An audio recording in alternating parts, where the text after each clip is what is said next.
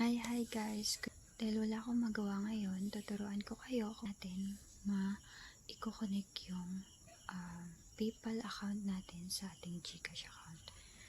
Ang first natin gagawin is pupunta tayo sa GCash account natin, and then next is pipindutin natin tong cash in.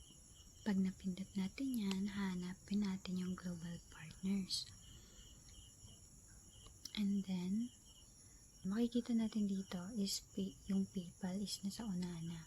Kasi, pinavorite ko na siya. Kapag gusto nyo guys na yung mga lagi nyong ginagamit is kita nyo kaagad, i-heart nyo lang siya para maging ma-add siya sa favorites. Then, i-open natin. Yun. Sorry, we're unable to press your request. Kapag ganun guys, i-back lang natin.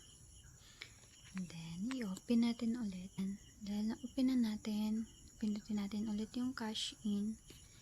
And then, global partners ulit. And then, pindutin natin yun.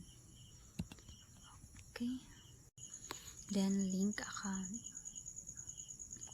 Kapag napindot nyo yung link account, kailangan nyo na-copy nyo na kaagad yung password nyo guys. Kasi kapag na-hang up to siya na matagal, nagbaback siya. Kaya, kailangan na copy nyo na kaagad para ipipaste na lang natin. Then, pag na-paste nyo na, i-login natin. Ayan. Hintayin natin mag-load. Yun, almost there na daw. PayPal account linking complete. Okay. Pinutin natin yung okay. Then, basahin lang natin yung PayPal cash instruction. For seamless transaction, you can cash in only for peso in your PayPal account. If you don't have peso in your PayPal account, add it as a currency in PayPal. If cash in other currencies, kindly convert them into peso in PayPal.